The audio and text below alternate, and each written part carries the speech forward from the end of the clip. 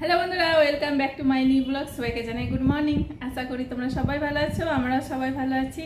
তো আমার সকালে চান টান করা হয়ে গেছে, সমস্ত কাজ টাজ করে চান টান করলাম। আর চান টান করে এই তো চলে এসেছি, একটু চা নিয়ে একটু চাটা খাই, তারপর ভাত বসাবো। আর লিওকে খেতে দিলাম, ওরা খেয়ে পর ঢুকে গেছে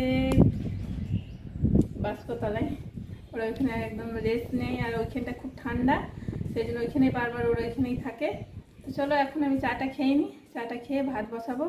আর কালকে কিছুটা আম কেটেছিলাম, আর কিছুটা আম আছে, তো ওইগুলো কাটবো, একটু আমসি করব, শুকিয়ে রেখে দেবো। অনেক শুকিয়ে রাখলে কি হয় যে ওইটা বর্ষাকালের সময় একটু পোস্ত আরে করে পরে খাওয়া যায় আমটা। ওই জন্য ভালো করে হলুদ মাখিয়ে একদম পুরো একদম শুকিয়ে নেবো। আর একটু আম গুড় করবো। আর তো আম পাওয়াই যাবে না, কাঁচা আম, এবারে পাকা আমের সিজন চলে আসছে, সব আম পেকে যাবে। তো সেই জন্য কালকে আমি আরও 7 কেজি মতো আম নিয়ে এসেছি। কিছুটা আম কাটা হয়েছে আর কিছুটা আম কাটা হয়নি। তো চাটা খেয়ে নিই, চাটা খেয়ে পরে আমি আমগুলো কাটবো। দেখো বন্ধুরা, আমাদের রিও কোথায় চেপে গেছে, আর ওইখানে উঠে পড়ে আনলার এই দিকটায় চলে আসছে। দেখো কত দুষ্ট হয়েছে, দেখো তোমরা দেখো কত দুষ্ট হয়েছে। ওর উপরে উঠে এইদিকে যাচ্ছে, এইদিকে আসছে, খুব আনন্দ লাগছে ওর। রিও, এটা দুষ্টুমি হচ্ছে? হ্যাঁ, দিদিরা এসে বকু বকু করবে। ও খুব খুশি এখানটায় উঠে পড়ে। দাঁড়াও। তো বন্ধুরা, আমার এই মাত্র চা খাওয়া কমপ্লিট হলো। আর চাটা খেয়ে চায়ের বাসনগুলো সব ধুয়ে রেখে দিলাম, এখনও ভাত আমি বসাইনি। তো আজকে মেঘলা মেঘলা ভাব, মানে কদিন ধরে মেঘলা মেঘলা ভাব রয়েছে। তো এখন আমি আমগুলো কাটতে বসে গেছি, আমগুলো কেটে হলুদ মাখিয়ে রোদে দিয়ে দিই, তারপর আমি রান্না বসাবো। আমগুলো আমি কাটতে বসে গেছি, ধুয়ে নিলাম প্রথমে, তাহলে আর ধুতে হবে না। আর হলুদ মাখার টাইমে যদি আমি ধুয়ে পরে হলুদটা মাখাই তো কেমন জল জল মতন ভাব হয়ে যায়, সেই জন্য আমি আমগুলো আগে ধুয়ে নিয়েছি। আমগুলো আর বেশ ভালো কাঁচা কাঁচা নেই, একটু একটু মানে পাকা পাকা হয়ে গেছে। যেগুলো কাঁচা কাঁচা আছে সেইগুলো দিচ্ছি, আর পাকাগুলো রেখে দেবো, পাকতে দিয়ে দেবো। এটা একটু কাঁচা আছে। আর এই তো কেটে কেটে আমি ঝুড়ির মধ্যে রাখছি। এটা একটা আমসি করব। আর ওই তো বালতিতে আমি ধুয়ে পরে রেখেছি, এগুলো কালকে কেটেছিলাম, ফ্রিজে রাখার ছিল। তো কালকে ওগুলো কাটা ছিল না, কালো কালো হয়ে গিয়েছে, ওই জন্য ধুয়ে টুয়ে ভালো করে জল ঝরতে দিয়ে দিয়েছি। হলুদ মাখিয়ে রোদে দেবো, ওগুলো গুড় আম করবো। আর এইগুলো আমসি করে রেখে দেবো বর্ষাকালে খাওয়ার জন্য। তো চলো এখন আমি কেটে নিই। সব আম কাটা হয়ে গেছে, এই তো আমি কেটে নিয়েছি। আর যেগুলো অতিরিক্ত মানে খুব পেকে গেছে সেগুলো আমি বেছে নিলাম, এই তো গুড় আম করে দেবো। আর এগুলো আমসি করার জন্য আমি একটু হালকা হলুদ মাখিয়ে নিই। আর রোদও তো সেরকম দেয়নি, হালকা হালকা রোদ দিচ্ছে, আবার মেঘলা মেঘলা করছে। তো ওর মধ্যে শুকাই কী করবো, কিছু করার নেই। তো চলো এখন আমি হলুদটা মাখিয়ে নিই, হলুদটা মাখিয়ে আমি ছাদে দিয়ে আসি। আমি হলুদ নিয়ে নিয়েছি, মাখিয়ে নিয়ে আমি হলুদটা। আমগুলো আমি প্রথমে ধুয়ে পরে কেটেছিলাম, সেই জন্য আর ধুলাম না।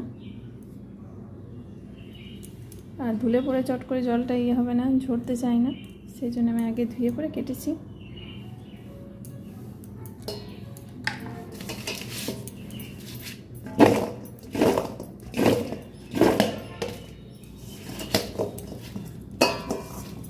চলো এগুলো আমি হালকা রোদে দিয়ে দিই, এখন তো রোদ ওঠেনি, কদিন ধরেই মেঘলা মেঘলা করছে।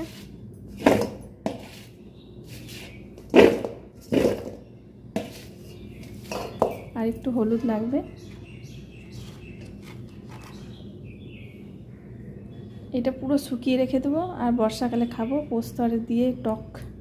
এরকম টক করলে খুব সুন্দর লাগে খেতে, তোমরাও বাড়িতে করবে দেখবে। আমের আচার করা যদি সময় না পাও, আমসি করে রেখে দেবে, দেখবে খুব সুন্দর লাগে খেতে। আমি সব রকমই করে রেখে দিই, আমের আচার, আম তেল, এগুলো সব করে রেখে দিই। বছরে একবার সিজন, সারা বছর খাবো, সেই জন্য করে রেখে দিই এগুলো। আর এগুলো বর্ষাকালে পুরো শুকিয়ে রেখে দেবো। বর্ষাকালে এগুলো পোস্ত আর করে খাওয়া যায়, অনেসা মনীষা এগুলো খুব পছন্দ করে, পোস্ত খেতে খুব ভালো লাগে। আর ওর টাইমে দেখবে আমটাও খুব ভালো লাগে খেতে, আমের আচার বা আমসি করে পোস্ত করলে খুব সুন্দর লাগে খেতে। আর গুড় আমও করবো, তো গুড় আমটা তো বেশি দিন থাকে না, গুড় আমটা করে পরে রেখে দেবো ফ্রিজে, যতদিন থাকে থাকবে, খাবে ওরা একটু একটু করে। চলো আমি আবার রোদে দিই। সকালবেলা এগুলো আমি সব কেচেছি, এগুলো সব কাচলাম সকালে, তো এগুলো এখন শুকিয়ে গেছে, আমি এগুলো তুলে দিই। আর দেখো আমি আমগুলো হলুদ মাখিয়ে এই যে রোদে দিয়ে দিচ্ছি, হলুদ মাখালাম। এইগুলো আমি করব গুড়াম, আর এইগুলো করব আমসি করব, আর এইগুলো আচার করব। তো এইগুলো কাল থেকে রোদে দিয়েছিলাম, তো এখন রোদ নেই সেরকম, তো সেই জন্য এগুলো ভালো করে এখন একটু টানে নিই, একটু টেনে গেলে পরে আমি কালকে আর একবার রোদে দেবো, এগুলো করে দেবো, আচার করে দেবো। আর এই তো দুবোই আমি আচার করেছি। আর মনীষা কাঁচা আম, আমাদের ঘরে একটা গাছ আছে, তো ওখান থেকে মা আম দিয়ে পাঠিয়েছিল, তো মনীষা কাঁচা আমগুলো পেস্ট করে আমট বানিয়েছে, থালার মধ্যে একটু তেল দিয়েছে, আর তেল দিয়ে পরে এই আমট বানিয়েছে। দেখো কিছুটা হয়েছে, এটা এরকম কাটবে, পিস পিস করে কেটে রাউন্ড করে গোল গোল করে রেখে দেবে। দেখো কি সুন্দর হয়েছে আমটটা। তোমরা পাকা আমেরও করতে পারো, কাঁচা আমেরও হয়, তো খেতে এত সুন্দর লাগছে খেতে।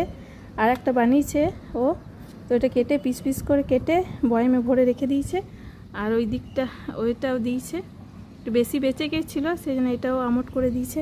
তো দেখো কি সুন্দর উঠে গেছে, চাদরের মতো লাগছে, পাতলা, খুব সুন্দর লাগছে। তো এটা আর একটু রোদ হয়ে যায়, রোদে থাকুক, ভালো করে শুকিয়ে যাক। এগুলো আমার কাজ কমপ্লিট। এবার এই কাপড়গুলো সব তুলে নিই, শুকিয়ে গেছে, অনেক সকালে কেচেছি তো তুলে নিই। আর এখানে চাদরের আছে কিছুটা কাপড় এখনও আছে, এগুলো রোদে দিতে হবে।